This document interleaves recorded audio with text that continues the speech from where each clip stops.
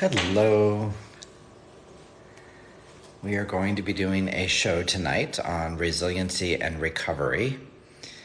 My guest is Tamara, and she will be, hey, Chaotic, how are you? Good to see you, Prism. She'll be joining us shortly. I always like to get on. Good morning, Yulia. But I always like to get on a few minutes early to give her a chance to kind of set up. So well, maybe I can invite her.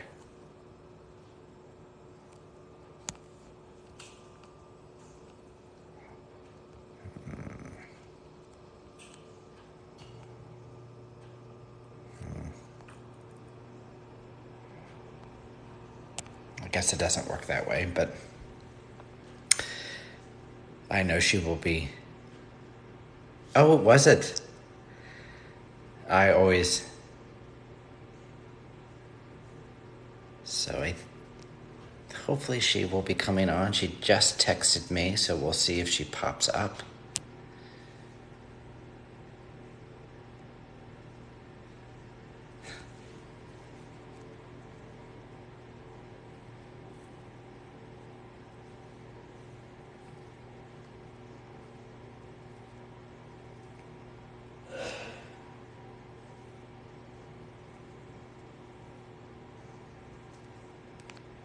We will see. Good morning. Hello, biker. How are you? So how is the camping, Chaotic? Good weather?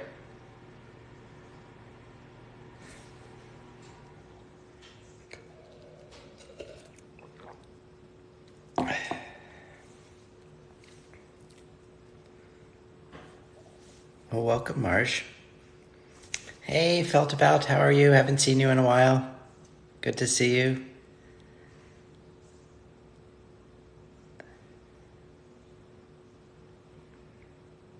She just texted me, so hopefully she will be coming on here shortly. Oh, there you are. So now are you live? Let's see if this works.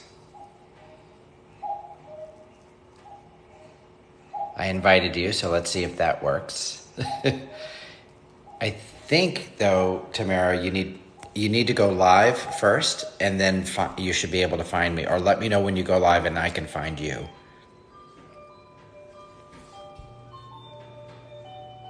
We'll figure it out, not to worry. Hey, Big Mittens.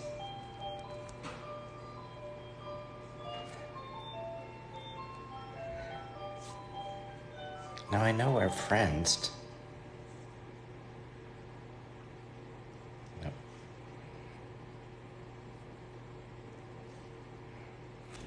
Hey, Beige, how are you? Hey, Alpha. Yes, I'm doing my show this evening. Tamara and I are trying to figure out how to get her up on my screen.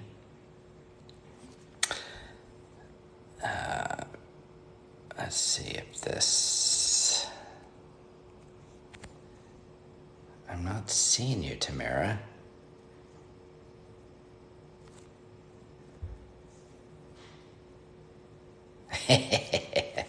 You're the best, Alpha. Hey, Dapper, how are you?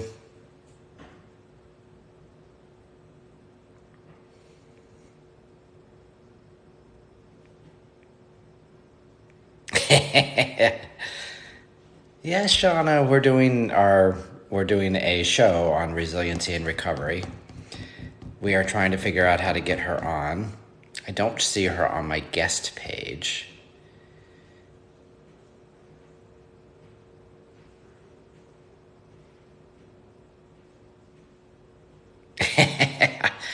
That's an interesting question, Mr. Walk. Tetris definitely... here we go. Now she's on. This should be able to get her to come on.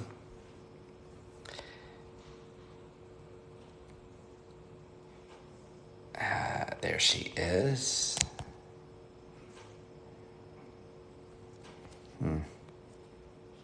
We'll get there, Tamara.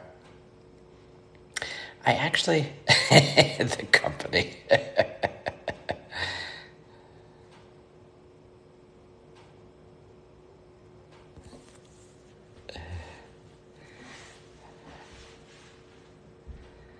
We will get there.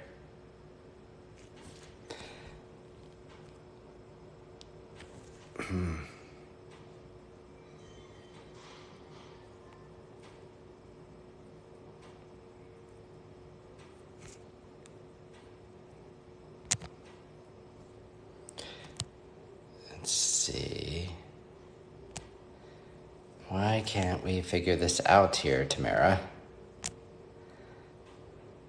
So are you live, Tamara?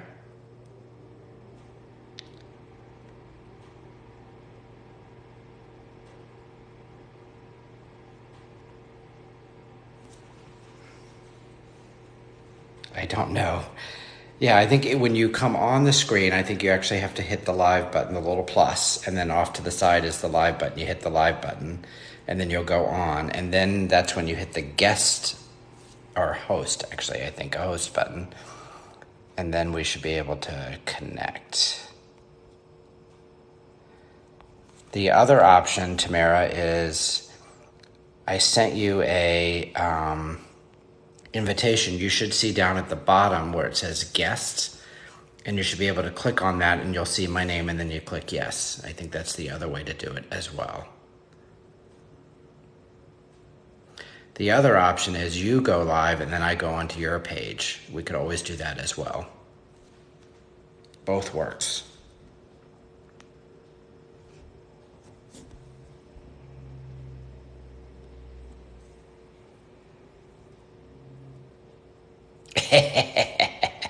That's right, Alpha. That is definitely an option as well. We can talk about the queso cheese.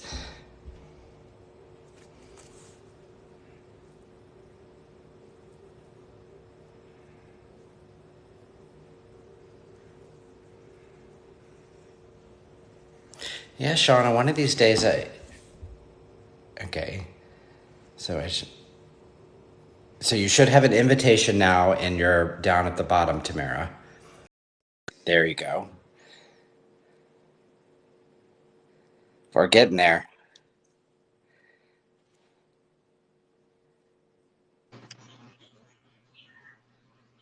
So I think you need to turn on. Hey, how are you? I think you need to turn on your video.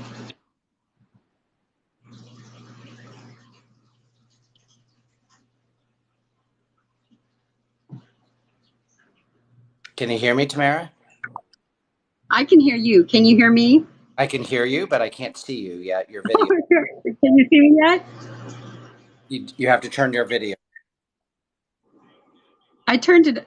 It's not on? No, it's not on. I just see your profile. Oh my goodness. We'll get there. We're closer than we were a minute ago. And here I've been sitting here all ready to go. Maybe I need to I'm on my phone so I can see you on my phone. So maybe I need to turn my laptop off. Yes, I probably Let would. me see if that works.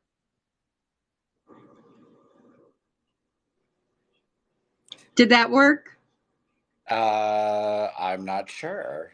It should. So I click a button and says it. It says that it's giving you an invitation to turn your camera on. Hey, Bill, how are you? Do you see a notification somewhere that says turn camera on? Oh, she went offline. We will get it.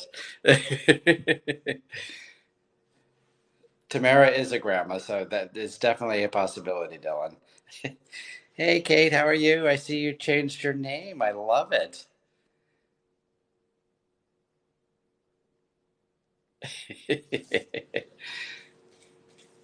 Well, hello, Jesse from Hawthorne, California. We are about to do an interview with Tamara,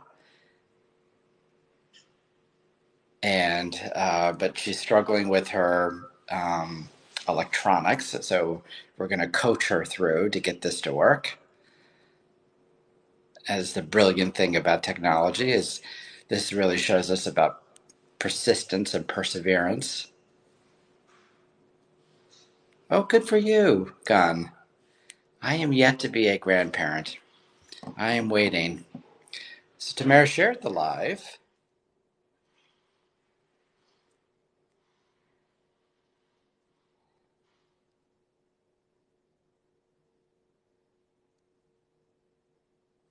So we got her up. We could hear her, but we couldn't see her. Okay, here she comes.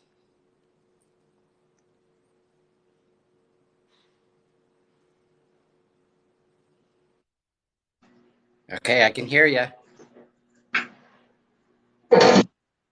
You can hear me? Hear you, but I Can you see me? still can't see you. Mike, okay.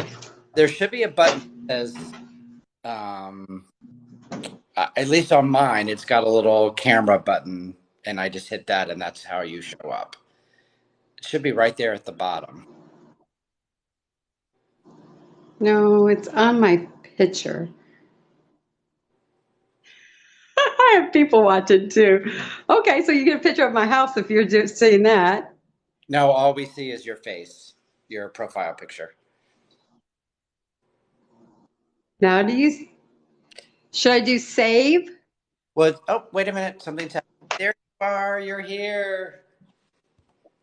Yes. Yes. And did somebody say I was a gam gam?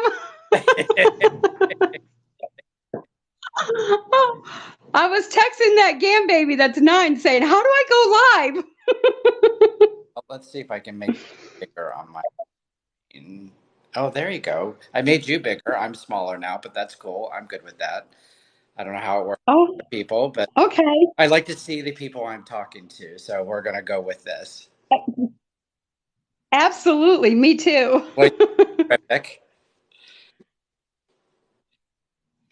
So the way Hello, and how are you? I am doing terrific. So as you know, this is all about resiliency and recovery. So Yes. and I have not seen Doug. Is Doug on here? Dylan, would you mind moderating for me until Doug comes on? So just to track any questions that may come up, or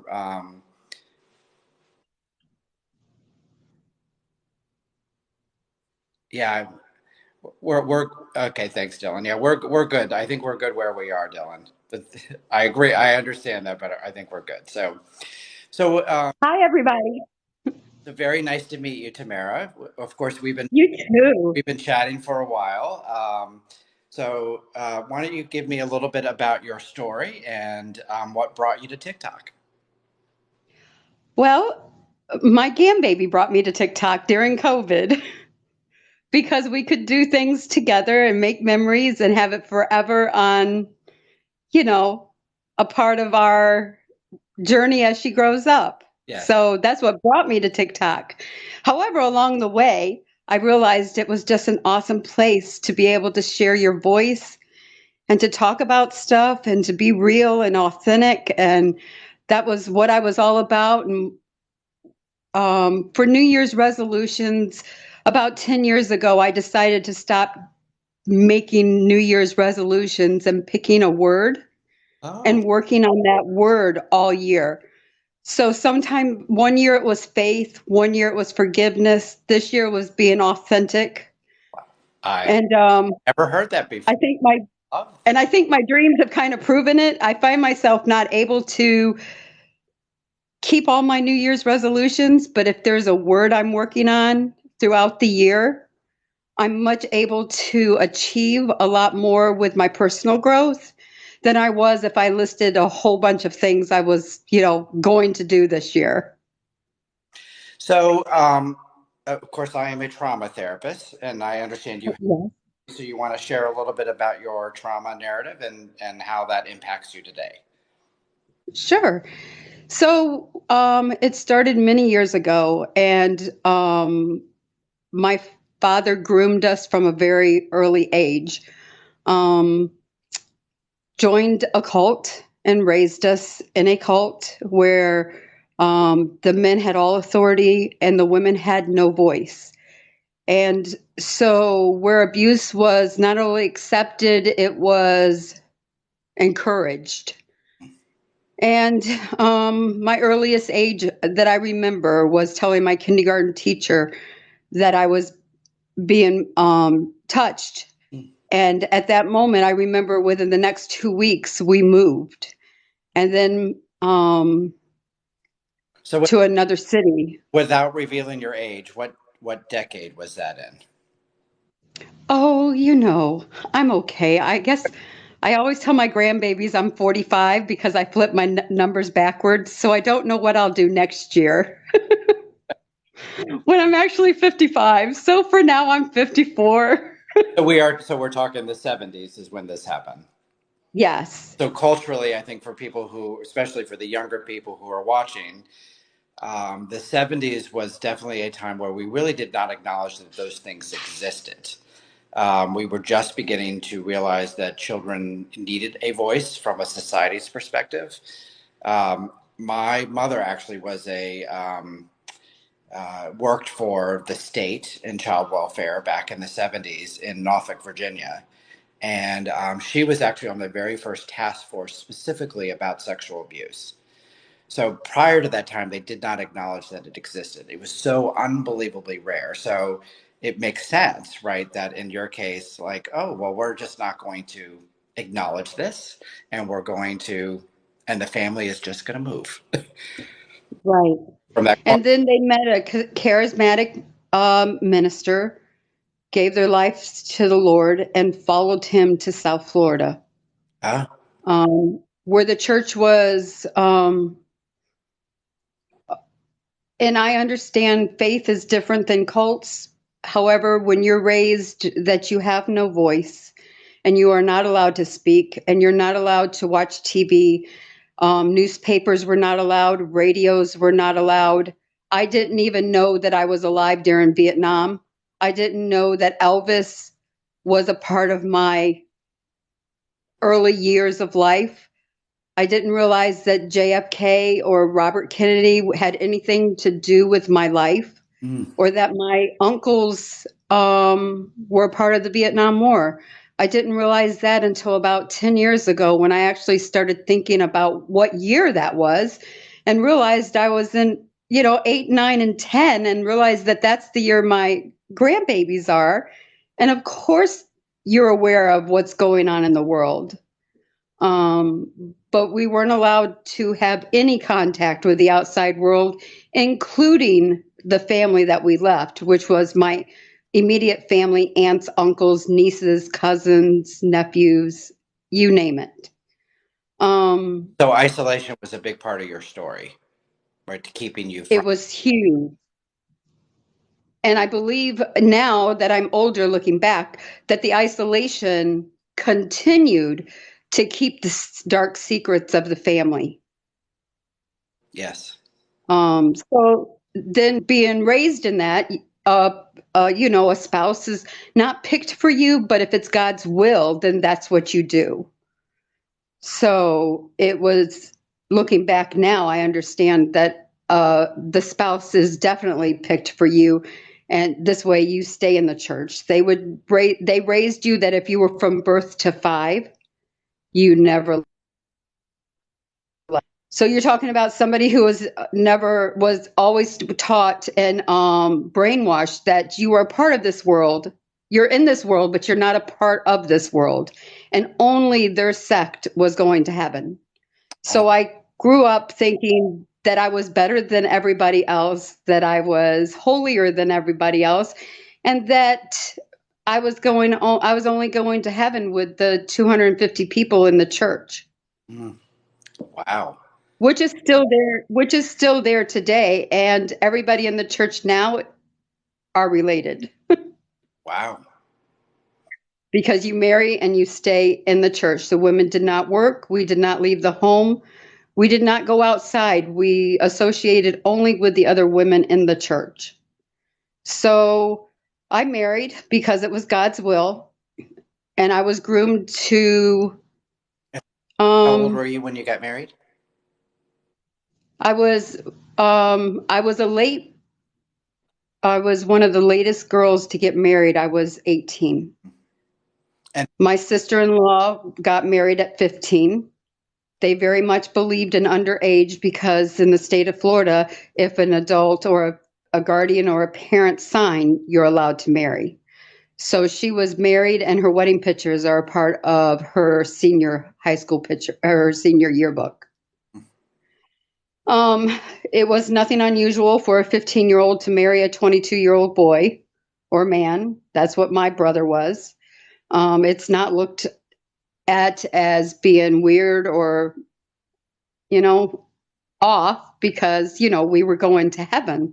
And that's what you're taught and raised. So you would never know anything else. I remember at very certain times in my life, I would question my mom about people that I thought were very good people. And my mom would always tell me that I would do better if I would stop asking questions. Don't be curious. And do not be curious, to be conformed. And we were, and humiliation was a huge part of control. So anytime we did anything like, wear open toe shoes, we would be brought before the church and humiliated that we weren't wanting to be a godly woman and look at how we were dressing, and that we were wanting to be a 1980, 1990 liberal woman because we refused to be submissive, not understanding that teenagers are going to try boundaries and that's normal. Right. So being raised that way and seeing the abuse that we received and nobody talked about it, but the whole church knew that these kind of things were going on and were being permitted. So when my then husband started beating me and beating me publicly, and when I say publicly, at the church, he would put his hands on me.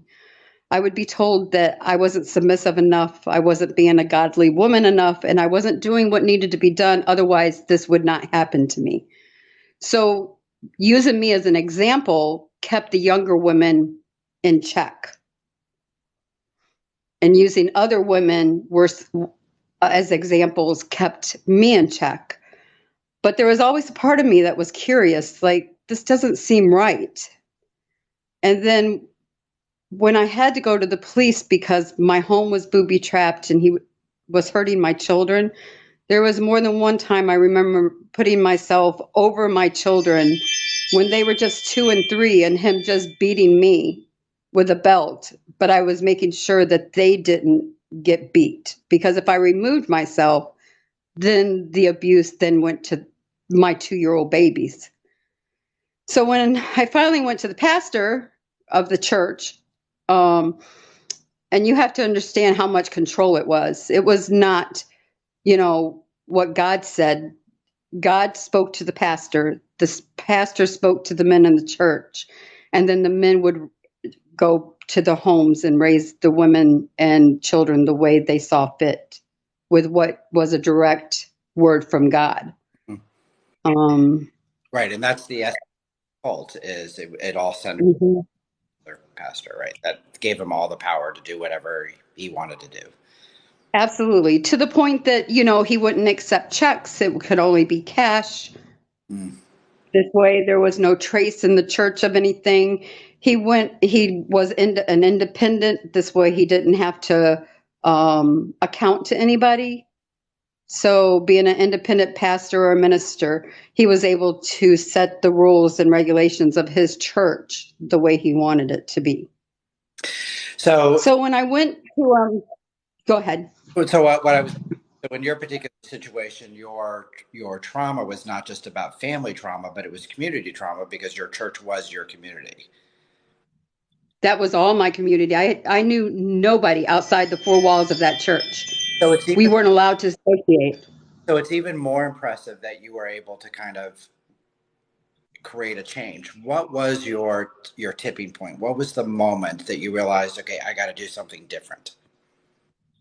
When I came home after I had my second son, um, my husband at the time raped me, and when I and it was I wasn't even out of the hospital 24 hours, and I knew I had no one to go to. Nobody would have believed me. And I was told that I had no choice, that this is what I had to do. And it was fairly violent. And it continued each time the abuse became more violent. But because I knew nothing different, I didn't know even who to talk to. Um, I I stayed. You're not allowed to go to therapy. They were of the devil and they were of the world. Couldn't go to my pastor because he condoned it and said men just have tempers, and obviously I must have done something. And that was by the other women in the church that had gone and said, "Can you please help?" But it Um, was that moment that got you thinking, like, I've got to do something. I have to do something. And then but I still stayed for another 4 years. I just started trying to find ways to become strong. We weren't allowed to work. I went right from high school to being married. We weren't allowed outside of the home. We were to be in the house taking care of children and our families and our husbands and the church. Um, we couldn't cut our hair, no makeup. We weren't allowed to identify ourselves in any way. Um, our elbows had to be covered, our neck bones must be covered, and our hair had to be up in order for us to leave the house. Hmm. And I know sometimes there's people that I still associate with that I love very dearly that are still a part of different sects of that church, but the church I came from was definitely abusive and definitely wrong. So I remember finally getting the courage to go to my pastor and telling him what had been happening. And I was put on the back pew of the church, and the women of the church were told they were no longer allowed to speak to me, to call me, to help me, to do anything with me. And he was brought to the front of the church and sat on the front row, and he was told um, that obviously there was something wrong with me. Hmm. And I remember my mom and the women of the church telling me just to go to the altar and repent. And I said, "What am I supposed to repent for? I've done nothing wrong." And I was completely ostracized in the church. And when he came to and he beat me one last time, I went to the police. Oh. And they considered going to anybody outside of the church as going to Egypt. Hmm. In other words, the Jews were God's chosen and Egypt was not God's chosen. So I went to Egypt for help. Hmm. Wow. And the turning point was my son's fourth birthday when he looked at me and I was getting beat again. And my then husband went to the room, and my 4-year-old tossed me the keys to the car and looked at me and said, "Mama, I can't protect you no more." Wow. And I snapped. I don't know where I got the strength from. And I looked at him and told him, "You don't have to. Go take your brother, take your sister, and go play in the car." And they went and got in the car and they put their seatbelts on. And when I went around the corner of the hallway, I saw that he was just raging, just tearing the house apart. And I said, "I don't know what I was taught, and I don't know what I'm going to do, but this is not it." I walked to the car. I started the car with him following me, trying to grab me and beat me. Somehow or another, I was able to start the car and I left and I never went back. Wow. But the price of freedom then meant my community, my life, the home that I knew, the pretty picket fence with 3 bedrooms and a bath, all the dreams that a young girl envisions being raised in that type of environment. And I, w- I was kicked out of the church. Which was everything to you, right? I mean, it's what you had known your entire life. I knew nothing else. And And the church completely disassociated themselves for me for wanting to be a liberal woman and not wanting to be a godly woman to do what my husband wanted me to do. yet He tried to kill. Go ahead. conflict is that you've got your son saying to you, "Mommy, I can't protect you." And one of the things I talk about in trauma recovery is that our injuries come through relationships, and in this particular, Hmm. it wasn't just your relationship with your husband, but your community, but your healing Right. relationships as well. And that was Right. this particular case was your son, and him giving you the awareness. Okay, I may not be able to do anything, but I'm going to do something for him. Exactly. And when he said those words to me in a little 4-year-old voice, I realized that I didn't know what God I was serving, That's but this was not going to be the one that I continued to serve. Those are very good words. Yes. And I was told, I went to church that night, and the pastor got up and said that any abuse, drug abuse, sexual abuse, child abuse, domestic violence abuse, incest abuse, anything that ended with abuse would be handled by the men of the church. And if we would ever go outside the church again, we were no longer a part of the community. Yeah. And that was the last night I was ever in church. So you realize that, yeah, that's as they said, going to Egypt, that was such a bad thing, I guess. I Oh, it almost was think, the worst thing I could have. I mean, at the time, okay, a young 24-year-old girl who knew no other way was a very awful decision. And I paid dearly, not realizing that it really wasn't being paid dearly, because all I was doing, the longer I stayed, the more they were grooming my children to be the next generation of abuse. right, right. So I had to stay an extra year because, of course, I had no contact and no track record. I couldn't prove that he was abusive. I couldn't prove that I had anything going on. So I had to let him have the children, and he tried to kill the children. He flipped a boat in the middle of the intercoastal. Now, is that because Florida at that time was you had to have a reason to get divorced? No, I had to have a track record that he was an unfit father and that he was abusive. Gotcha. I had no proof. I had no paper trail. I had no police reports. So there was nothing I could say. And the pastor had told the people of the church, the 250 people of the church, that they were going to court to testify against me because the children were better in the church with an abusive father than they would be with me outside of the church. Gotcha.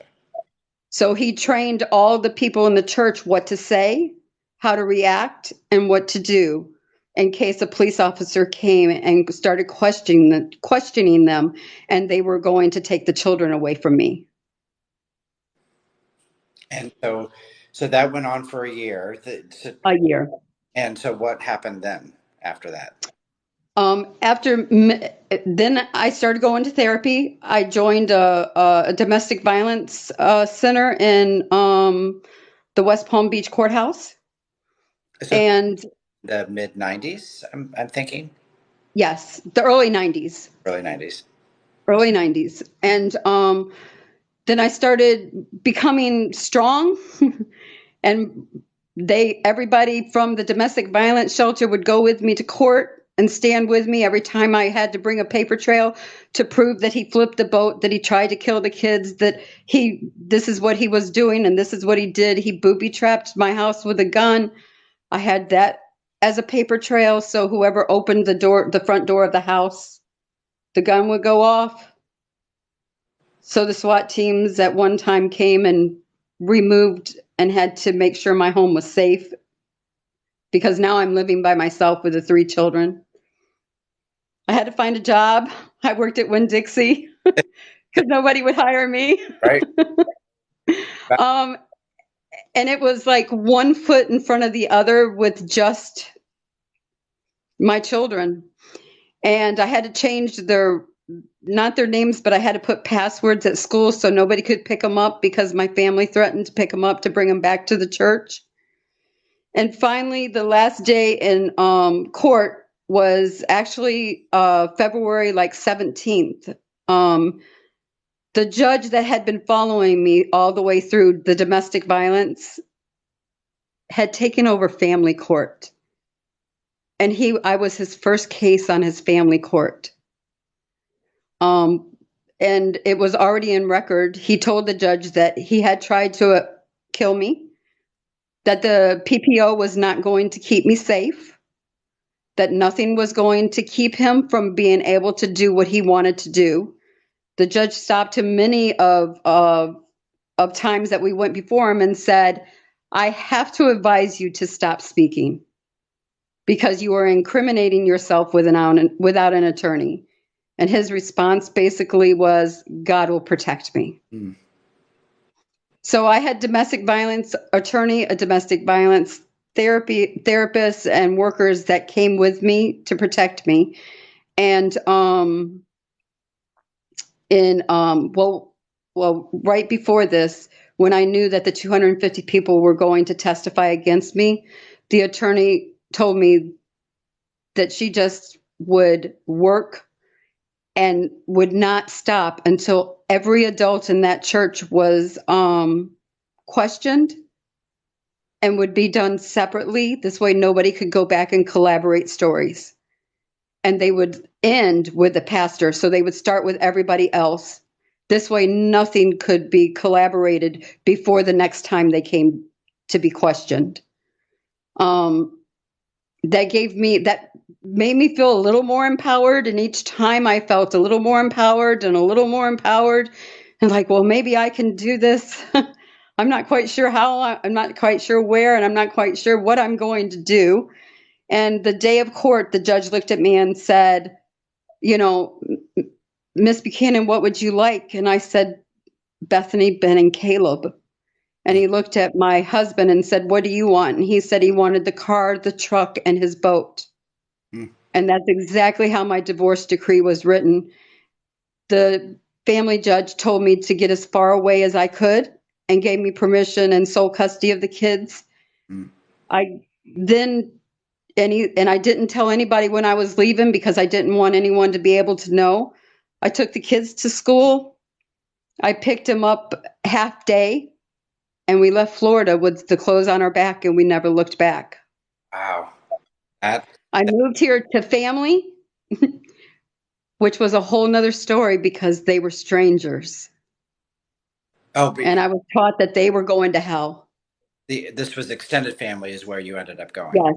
I moved back to Michigan where my grandmother and my mom's sister lived. And she took me in, which I'm forever grateful for. But they were strangers and they didn't know what to do with me because I didn't know how to live in a world. I didn't know how to dress. I didn't know what to wear or how to look right or act right because I didn't have anything to go by. My whole foundation was gone and I had to start over. You know, they say when you're an alcoholic, you go back to the time you started drinking to rebuild. I wasn't an alcoholic. I never drank and I never did drugs, but I still had to go back and rebuild a foundation because I had 3 children dependent on me. Right.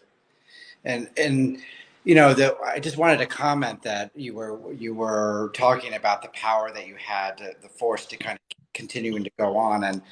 And one of the things that I really tell parents of children when their children have been abused, that one of the most powerful things you can do is believe them. And all Mhm. adults, when this happened, to have a community of people that believed you, including the judge, right? That he going on with your ex, that he knew, like, okay, this we know what's happening here. And that belief, my opinion is when we are believed, it gives us the power to keep making choices. Like, okay, is this right? Oh, yeah, it's right. Now I can begin to trust my instinct, especially in your situation when everything around you was invalidating you, and yet you're, Mhm. oh no, this isn't okay. And so Right. commenting on how amazingly powerful your 4 year old was to have the insight to throw you the keys to like give you an awareness of like, okay, you do have an out, mom. You may not realize you do have an out, and you seized it and you kept Exactly. and kept fighting. And I never looked back from that day forward, Jeff. It wasn't a matter of um, could I make it? It was a matter of watch me make it. That your spite actually was one of the things that kind of got you to keep going, it sounds And like. my tenacity. I knew that they were all rooting for me. The pastor said I would be a woman of the streets. My kids would be drug addicts. I would never amount to anything. There was prophecies after prophecies after prophecies of them saying of how horrible my life would become and what I would do. And I remember that this is not right. And I told my dad also, because it was like a sick relationship. Even though you were my abuser, I still didn't know anything else except my abusers. So in times of turmoil, and you still turn to your abusers because by day they were godly men. They would give you the shirt off their back. You know, he was a engineer at Pratt and Whitney. Wow. So I came from a well established Educated middle class family. class family, yes. Yeah.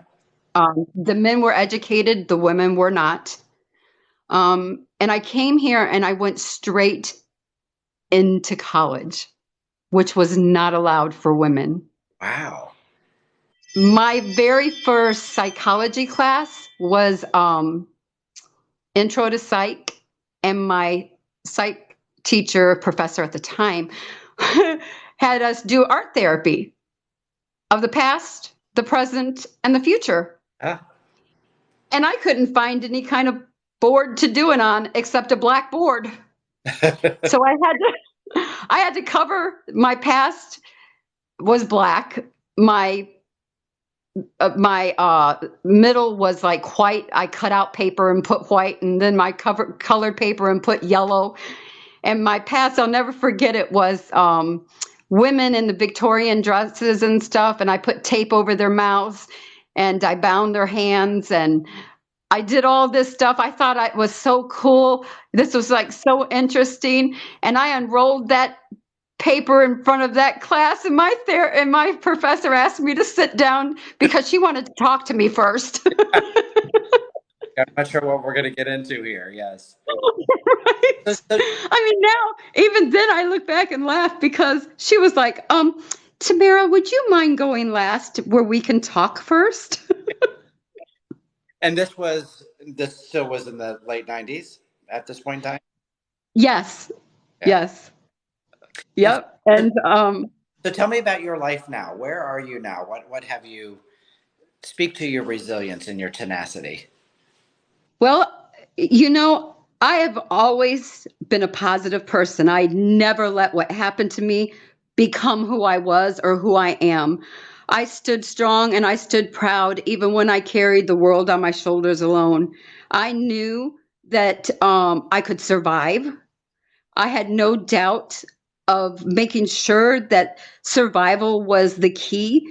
And about 5 years ago, I realized that I needed to learn to live, Mm, that my days of surviving were over, and that my days of learning to live, and that the next part of my journey would be about living and teaching my children that survival is not the way to live, that we can let that all go, and that we can live in the moment because nothing can hurt us anymore.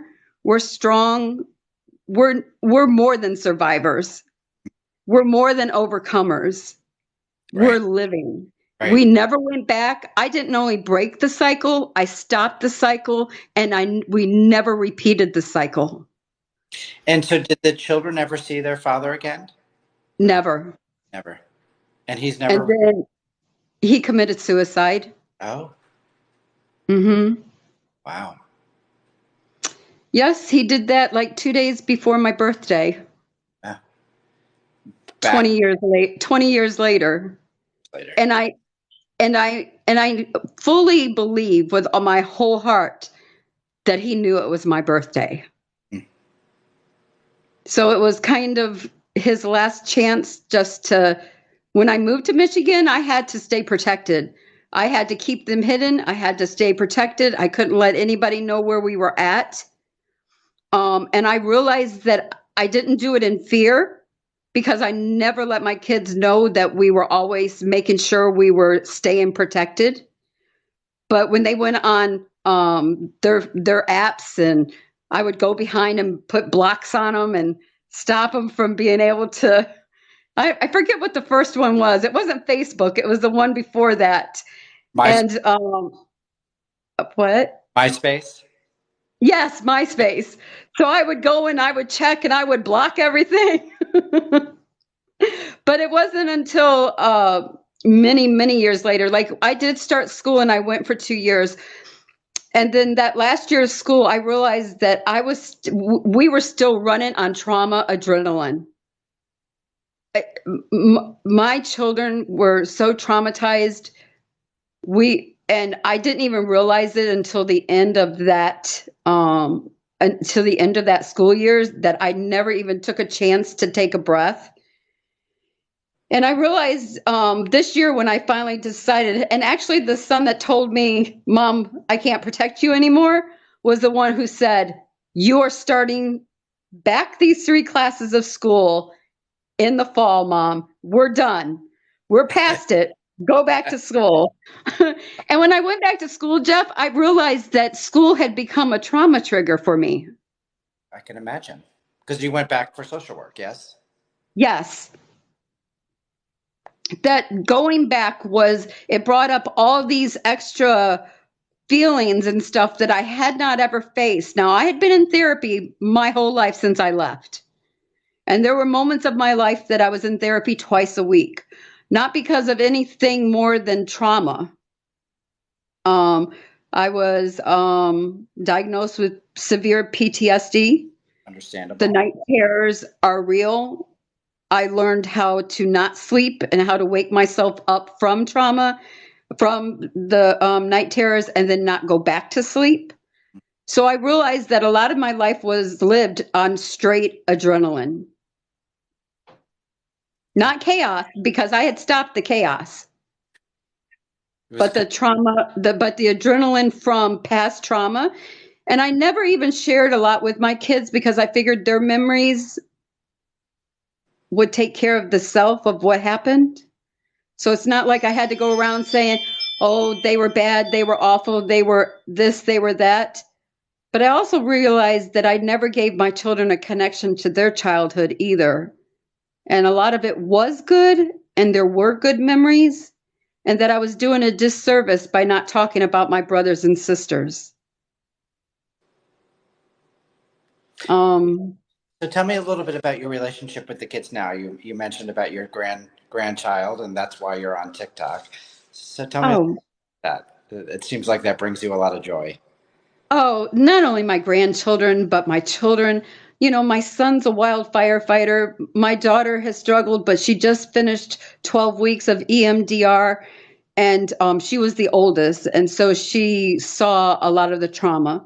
And she was the one that is the birth to 5. Right. So she has come so far. She has 2 little ones. My youngest one works at one of the GM as a tool and die guy for one of the car plants or whatever. Uh-huh.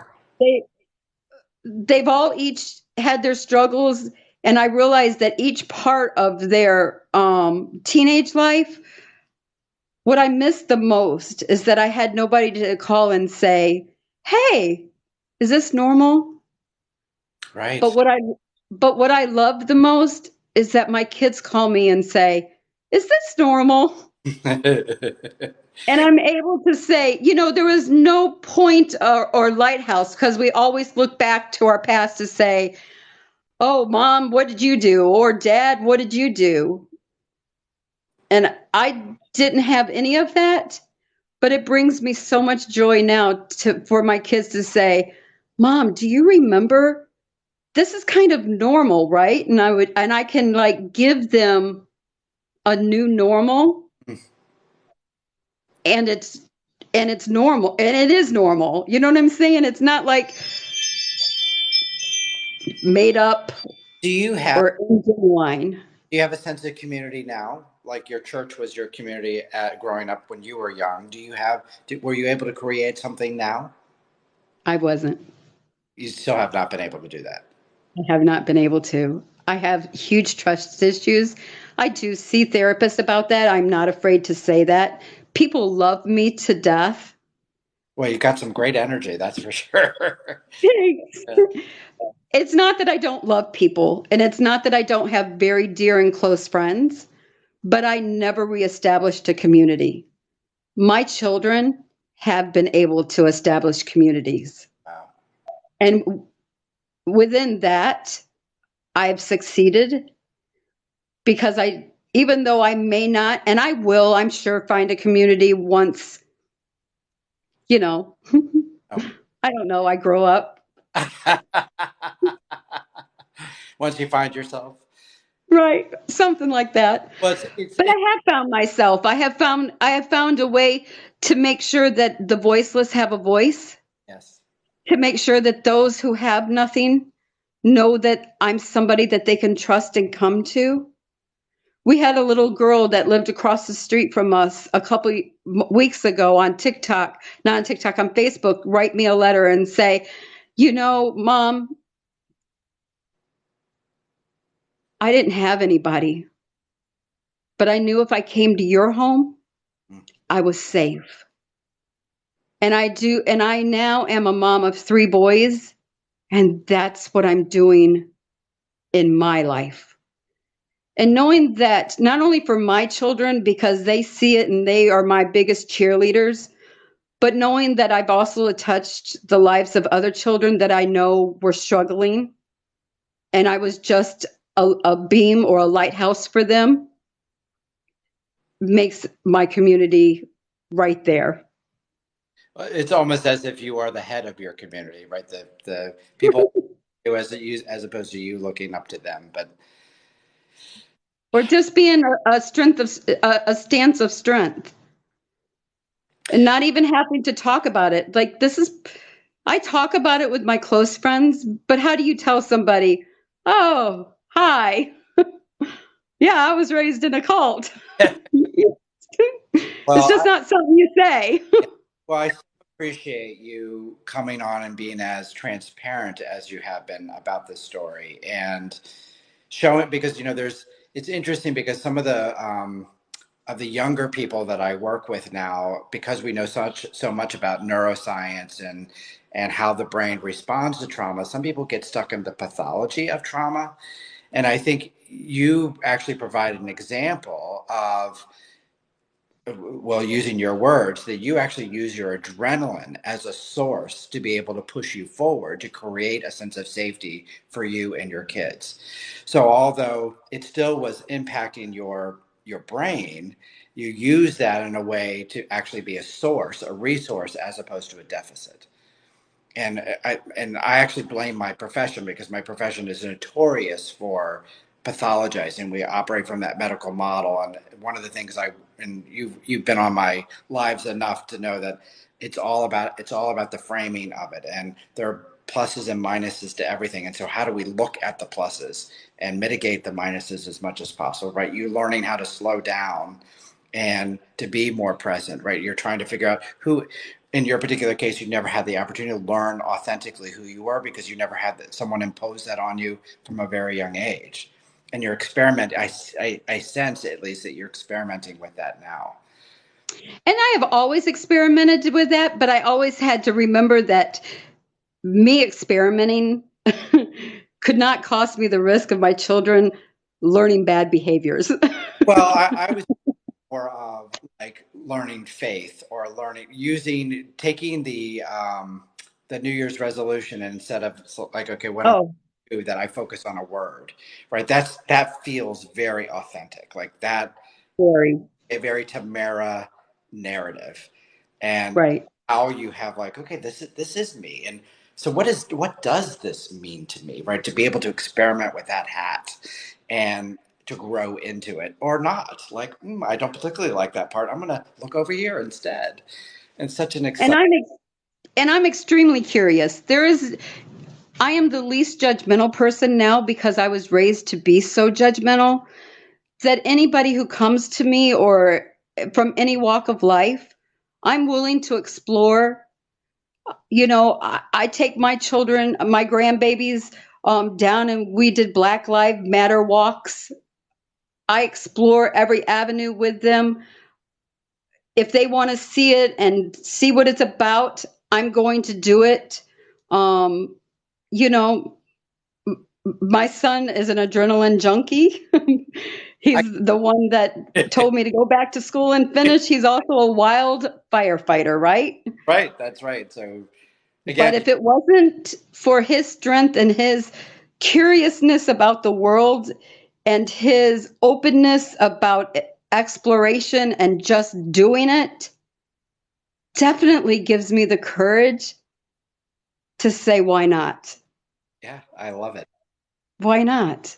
And I found a partner that has, it's very hard when you try to find another partner when you don't have a mom or a dad or brothers or sisters, nieces and nephews.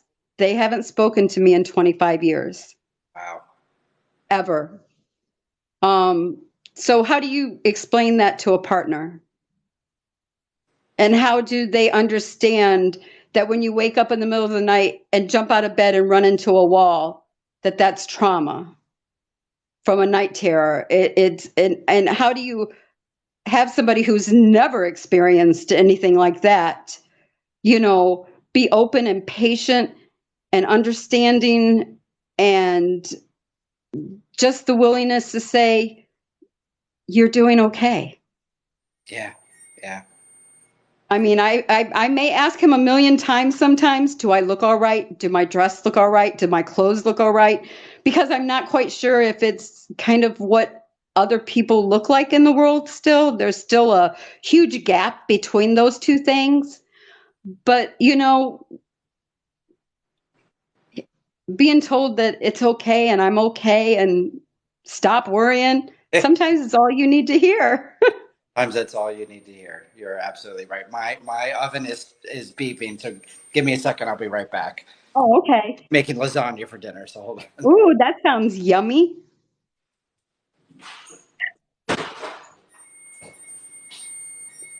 And if anyone's listening, I'm so sorry. I had to go to my phone and not my laptop, so I wasn't able to respond to anybody.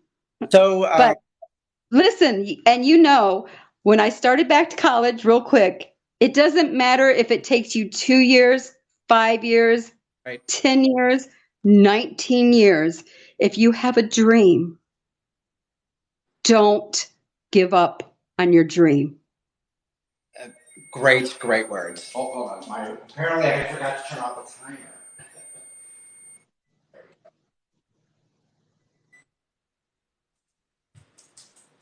You got to turn the timer off, not the oven. Well, Jeff, when buzzards go off in my house, usually means I've burnt the food. I am not.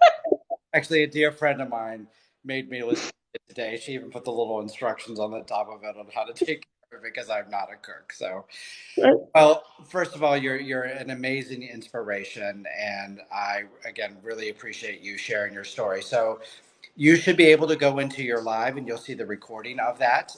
If you have any problems, let me know. Um, I Oh, thanks. I downloaded and I have a YouTube page, so I'll post this to my YouTube page. So that's another way that you can get access to it. So whatever I could do to support you to get this wonderful information, it really was. Your story is the essence of resiliency and recovery, and you Thank clearly you. very forward focused person. Like you said, putting one step in front of the other. It's really And remarkable. it's not about how long it takes. It's about the journey and enjoying it the whole way. 100. And I realize now, looking back, that any side trips that I took along that journey to get to where I was today is exactly what people need to appreciate, love, and honor themselves about. Because it's not about being abused. I don't stand here today as a domestic violence person or a product of that. I stand here because I was able just to enjoy the journey. Bumps and all. And I graduate May 20th with Yeah, honors. I of got my gold cord. course. And remind me what school you're going to. Well, I will be going next year. I'll be going to Wayne State University. This year, right now, I'm finishing my associate's degree. I don't know if I ever told you this story, Tamara, but one of the very first people that I worked with, because I started a nonprofit and Mhm. we worked with children, and this gal that I hired, her name actually it's the gal I learned dream interpretation from. Dolores Ripper is her name, and when she applied for now, I had just started hiring people, so she was like my fifth employee, and she actually lied on her age because she was afraid I might discriminate against her because of her age. I never even look at that stuff. That's not. I'm all about energy. It's much more important about the kind of energy that. And she was full of life. She was 66 years old, so she had. At 60 years old, she decided to go back to school. She got her AA, she got her bachelor's degree, and she got her master's degree straight through. And so here she is, 66 years old, just graduating from college. And I'm like, come on board. And she 20 years until the day she died. She was 86 years old. She got sick, went into the hospital, and passed away. And to your point of it is never too old, because her whole thing was, I'm going to be 66 anyway. So it's either 66 with a degree and doing what Right. I do or not. And I'd rather be with a degree at that age. And she was well loved by my organization and by her clients. And she was a very good therapist. So use that as inspiration as well, because I am sure you changed lives. I have no doubt. So I definitely will. And I appreciate you giving me this opportunity because so many times, there's just a face and a little clip on TikTok and stuff, which is awesome and fantastic. But I realize that I am just one of many voices. yeah, There are other survivors out there that have so persevered and have used humor and love and life and curiosity about pushing themselves forward instead of getting stuck in a rut and saying, oh my God, this is who I am. right. And knowing that there's life on the other side That's why I do of this. trauma. Yep. And I am starting EMDR Good for you. this year. So I will go through that just to make sure that I I explore that and I know all about it. But to know that there is life on the other side of trauma, Yep. and that does not define you as a person. Right. Well, thank you. Thank you. I Thank you. appreciate your interview, and we'll follow up to make sure you get a copy of the content. Perfect. And it's not because I'm a gam that I can't figure this out. But it's okay too.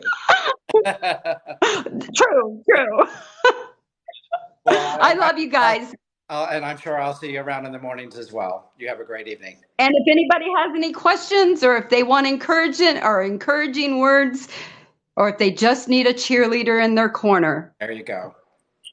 I'm the one. You're fabulous. Thank you, Jeff. So are you. Have a great evening. You too. Good night. Good night.